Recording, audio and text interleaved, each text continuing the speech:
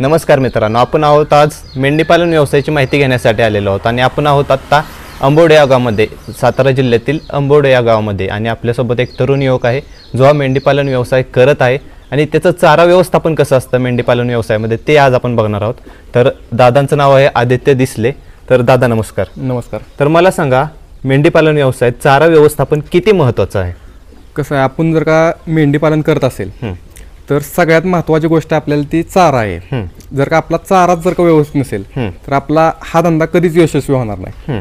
त्यामुळे चारामध्ये आपल्याकडे आहे तुती, हत्तीघास, कडबा, मका, मेगा स्वीट अशा विविध प्रकारचे चारे आपल्याकडे असणे गरजेचं आहे. या प्रकारचे चारा, या प्रकारमध्ये.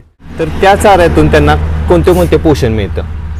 कसं आहे, आता कडबा, हत्तीघास, मका या चाऱ्यांमधून त्यांचे पोटाचे जे व्यवस्थित आहे म्हणजे जुलाब वगैरे लागून आहेत म्हणून ते चारे महत्वाचे आहेत. आणि तुम्ही प्रोटीनसाठी आता तुती, मेथी घास, शेवरी हा द्विदल वर्गीय जो चारा आहे तो त्यांना प्रोटीनसाठी उपयुक्त आहे.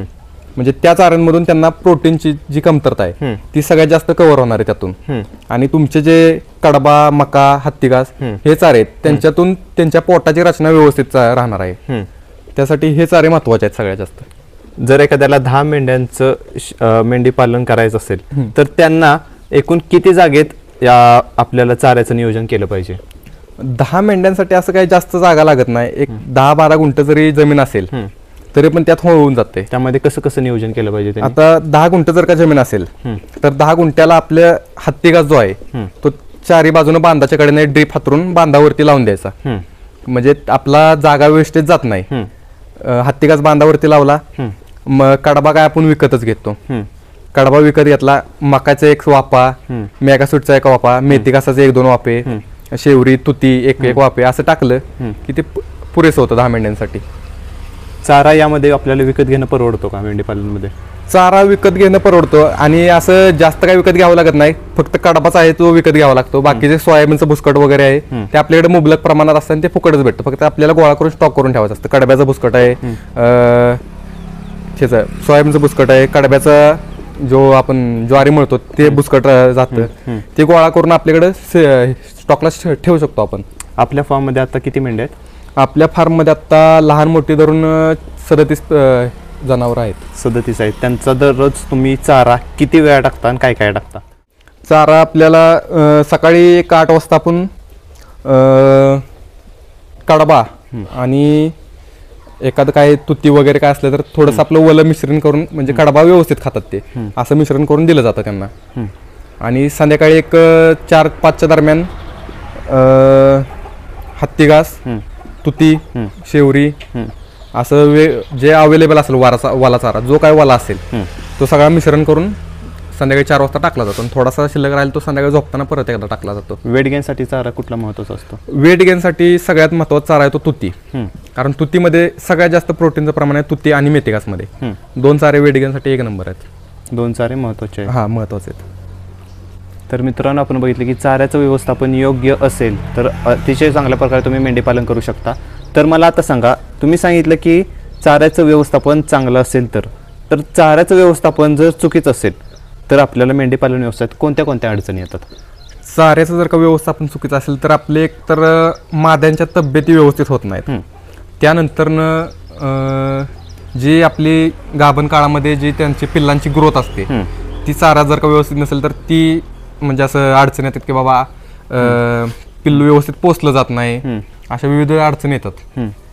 परत नंतरनं ज्यावेळेस पिल्लू जन्माला येतं त्याच्यानंतरनं मादीला दुधाचं प्रमाण ते कमी राहतं चाऱ्यामुळे.